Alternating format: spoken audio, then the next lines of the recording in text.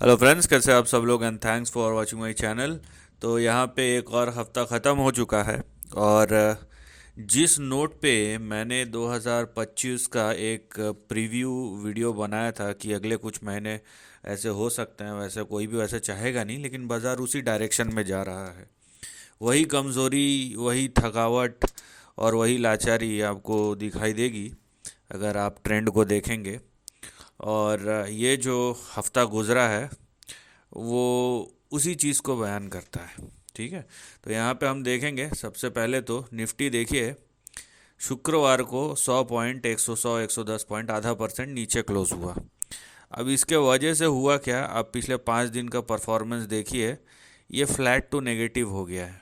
ठीक है, पिछले एक महीने का देखेंगे नेगेटिव है, पिछले 6 महीने का देखेंगे नेगेटिव है ना। 6 महीने का हम लेते हैं, एक साल का ये गिरावट की वजह से थोड़ा सा कम हो गया है रिटर्न। 6 महीने से नेगेटिव, एक महीने से नेगेटिव, और पिछले 5 दिन का जो ये क्लोज हुआ है अभी आज तक का मिला के, वो ट्रेंड को कुछ ऐसा बूस्ट नहीं दिया है। पिछले हफ्ते कुछ चेंज नहीं हुआ है। वनस्पत ये था कि बाज़ार ने थोड़ा सा रिकवरी दिखाया, लेकिन जो मेन लाइन इंडेक्स है वो वहाँ पे आपको फ्लैटनेस दिखेगा। तो ये किसी भी तरीके से आपको स्ट्रेंथ तो नहीं डिस्प्ले कर रहा है। वहीं हम देखेंगे बैंक निफ्टी को। बैंक निफ्टी आप देखिए, 750 पॉइंट, 740 पॉइंट, 1.5% की कमज़ोरी यहाँ पे बैंक निफ्टी की। और पिछले 5 दिन में ये फ्लैट टू पॉजिटिव तो है, लेकिन कितना पॉइंट ऊपर है एक हफ्ते में? खाली 82 पॉइंट, सिर्फ 82 पॉइंट। और ये जो 700 पॉइंट का डेंट लगा है यहाँ पे, ये बहुत ही हिट किया है इस शेयर को। और आप चाहे पिछले एक महीने का ट्रेंड देखिए या पिछले 6 महीने का, तो आपको नेगेटिव ही नज़र आएगा। तो पिछले एक साल का भी आप रिटर्न देखेंगे तो बैंक निफ्टी जो है 5% और निफ्टी जो है 7, 7.25%, 7.5%, बस इतना ही आपको दिखेगा। तो ये जो ये हफ्ता गुजरा है ना, it's a week of consolidation. लेकिन ये हफ्ता आपको जो कंसोलिडेशन दिखाया है वो स्ट्रेंथ को बयान नहीं कर रहा है। ठीक है, बहुत सारे शेयर ने थोड़े थोड़े रिकवरी दिखाए होंगे, लेकिन ये एक क्लियरली दिखाई दे रहा है। अगर मैं सिर्फ इस हफ्ते के पिछले 5 दिनों के पैटर्न को देखूं तो मुझे यहाँ पे सिर्फ एक यहाँ पे समझ लीजिए कि शेयर बाज़ार थोड़ा सा पॉज लिया है, या फिर शेयर ऊपर भी जा रहा है, वो डेड कैट बाउंस जैसा नज़र आ रहा है, रादर दैन कि यहाँ पे बाज़ार कुछ पलटने के संकेत दे रहा है। और वो चीज़ हमने डिस्कस किया था कई हफ्तों पहले ही, जहाँ पे टेक्निकल ट्रेंड जो था वो नेगेटिव दिखाई दे रहा था। और जहाँ तक हम सेक्टोरल इंडेक्स की बात करें, निफ्टी बैंक 1.5%, निफ्टी ऑटो 0.3%, उसके बाद निफ्टी एफएमसीजी थोड़ा सा पॉजिटिव था, 2.5% या 2.7%। यहाँ पे निफ्टी आईटी गिर गया, फिर निफ्टी मीडिया फ्लैट था, निफ्टी मेटल 1.1% ऊपर था, फार्मा थोड़ा सा ऊपर था, 0.1%। प्राइवेट बैंक में अच्छी पिटाई हुई है, बहुत ज़्यादा पिटाई हुई है इनफैक्ट प्राइवेट बैंक और आईटी में। हेल्थ केयर 0.5% ऊपर, रियल्टी 1.1% ऊपर, ऑयल एंड गैस 1.5% ऊपर। बाकी सब ऐसी फ्लैट टू नेगेटिव रहे, 1.25%, 0.5%, 0.25%, ऐसा नेगेटिविटी भी आपको दिखाई देगा। तो मुद्दे की बात यह है कि कहीं भी आपको ये जो कंसोलिडेशन था बाज़ार में, ये आपको स्ट्रेंथ की तरफ इशारा नहीं करता है। अब ये चार्ट को देख लेते हैं हम। तो ये निफ्टी का चार्ट है और यही चार्ट आपको कंटिन्यू हो रहा है। मज़े की बात यह है, ये दो लाइन मैंने जो यूज़ किया है, मैं जनरली यही दो यूज़ करता हूँ बड़े ट्रेंड के लिए। यहाँ पे एक नेगेटिव क्रॉस ओवर होने वाला है या हो चुका है। अगर मैं जूम करूँगा ना तो यहाँ पे हो चुका है, आप देखिए। और ये नेगेटिव क्रॉसओवर क्या है, इसे गोल्डन क्रॉसओवर बोलता है, बोथ नेगेटिव एंड पॉजिटिव। यहाँ पे देखिए, ये 50 डे मूविंग एवरेज को 200 डे मूविंग एवरेज यहाँ पे क्रॉस कर रहा है, राइट। अब ये यहाँ पे ये जो ब्रेकआउट है इस तरीके का, तो वो नेगेटिविटी की ओर इशारा करता है। और मैं ये नहीं बोल रहा हूँ कि यहाँ पे क्रैश होने वाला है, लेकिन ये क्या बोलते हैं, जब 200 डे मूविंग एवरेज जो है 50 डे मूविंग एवरेज को काटता हुआ ऊपर चले जाता है, तो वो एक पॉजिटिव सिग्नल नहीं है। यहाँ पे ट्रेंड वैसे तो नेगेटिव है, लेकिन अगर आपको यहाँ पे फिर भी ऑप्टिमिज्म ढूंढना है तो आप इस लेवल को यहाँ पे देख सकते हैं।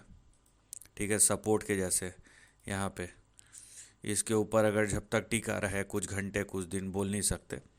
23,290, तो ये आपका फ़िलहाल यहाँ पे सपोर्ट है। और ऊपर जो आपका रेजिस्टेंस होगा, resistance will be the same, तो रेजिस्टेंस आपका होगा 23,833 और 23,900, ये आपका रेजिस्टेंस होगा। और सपोर्ट 23,298। द मोमेंट निफ्टी जो है 23,298 के नीचे गया, यहाँ पे आपको करेक्शन दिखाई देगा। और जो रेंज यहाँ पे ओपन होने वाला है वो कुछ इस तरीके का है, यहाँ पे देखिए। तो अगर शेयर जो है बेग पार्डन, अगर निफ्टी जो है 23,298 के नीचे जाता है तो ये दो तीन लेवल्स यहाँ पे ओपन हो सकते हैं। तो ये दो तीन लेवल्स कौन से हैं? यहाँ पे है 21,990, उसके बाद है 21,830 और उसके बाद है 21,700। तो यहाँ पे आपको अलर्ट रहना है। और जो ट्रेंड है, जैसे कि मैंने बताया कि यहाँ पे बाज़ार से आपको कुछ भी ऐसा डायरेक्शन या गाइडेंस नहीं मिल रहा है जो स्ट्रेंथ को बताए। ये यही बता रहा है कि बाज़ार रुक तो गया है, लेकिन ये वीकनेस को बता रहा है, ना कि स्ट्रेंथ को, राइट। वहीं अगर हम निफ्टी बैंक की ओर इशारा कर देखते हैं, निफ्टी बैंक का चार्ट, एक मिनट, हाँ ये रहा। तो ये रहा निफ्टी बैंक का चार्ट, जहाँ पे हमें रेंज ब्रेक डाउन तो पहले ही देखने मिल गया था इससे पहले। उसके बाद धड़धड़ा के नीचे गिर गया निफ्टी बैंक। और ये निफ्टी बैंक का ट्रेंड मैं आपको सही बताऊं तो ओवरऑल भी अच्छा नहीं है। देखिए, किसी चीज़ को, करेक्शन को क्रैश बोलना, जब तक कि ऐसे बड़े कुछ चेंजेस ना हो बड़े ट्रेंड में, कोई तुक बनता नहीं है। लेकिन यहाँ पे आपको क्लियर कट रेंज ब्रेकडाउन आपको निफ्टी बैंक में दिखेगा, जहाँ पे निफ्टी बैंक आप देखिए 50,254 और 49,691। तो यहाँ पे आपकी ये दो जो लेवल्स है वो आपके रेजिस्टेंस है, 49,691 और 50,254। तो यहाँ तक भी अगर गया निफ्टी बैंक तो भी अपने रेजिस्टेंस की ओर ही जाएगा। अगर 50,255 के ऊपर गया तब हम बोलेंगे कि हाँ भाई कुछ स्ट्रेंथ है। लेकिन अगर ये 49,691 के नीचे टिके रहता है तो बैंक निफ्टी में जो दो तीन सपोर्ट, क्योंकि यहाँ पे ब्रेक डाउन कंटिन्यू हो रहा है क्लियर कट, निफ्टी से ज़्यादा खतरनाक दिख रहा है बैंक निफ्टी का ट्रेंड। तो यहाँ पे अगले जो तीन बड़े सपोर्ट लेवल है वो है, अब देखिए 46,612, 46,142 और 45,728। तो यहाँ पे हमें एक चीज़ नज़र आ रहा है, वो है weakness.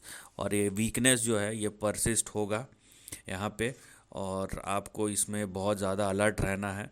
So weakness continues as far as both Nifty and bank Nifty are concern. और बाज़ार से हमें कुछ ऐसा नहीं मिल रहा है जिस पे हम बहुत चीयर अप हो सके, इर्रिस्पेक्टिव ऑफ जो भी इवेंट्स आ रहे हैं। ठीक है, यहाँ पे अगर आप बोलेंगे कि बजट आ रहा है उसका क्या, देखिए टेक्निकल एनालिसिस इसका सबसे बेसिक पॉइंट है कि या प्राइस एनालाइज करने का, जिसे हम एफिशिएंट मार्केट हाइपोथेसिस करते हैं, कि जो भी न्यूज़ बाज़ार में है वो ऑलरेडी शेयर के भाव में फैक्टर्ड इन है, वो ऑलरेडी प्राइस में फैक्टर्ड इन है। तो अगर ये उस ऑप्टिमिज़म को भी नहीं भुना पा रहा है, ठीक है, बजट का ऑप्टिमिज़म, या 26 जनवरी में कुछ नया डेवलपमेंट आता है उसका ऑप्टिमिज़म, या 20 तारीख को ट्रंप ऑफिशियली प्रेसिडेंट बन जाएंगे उसका ऑप्टिमिज़म, सब कुछ जो चीज़ हमें नहीं पता है वो बड़े बड़े मार्केट गुरुज या मार्केट में सबको पता है, शायद हमें ना पता हो, लेकिन उस चीज़ का ऑप्टिमिज़म हमें अगर प्राइस में नज़र नहीं आ रहा है तो नहीं आ रहा है। अगर यहाँ पे देखिए, अगर एक्चुअल में मोमेंटम किसे बोलना चाहिए कि निफ्टी में अगर एक हफ्ते में 2-3 हज़ार पॉइंट का रैली आ जाए, बैंक निफ्टी में एक हफ्ते में 7 से 10 हज़ार पॉइंट का रैली आ जाए, तब हम मानेंगे कि हाँ भाई कुछ बड़ा हुआ है।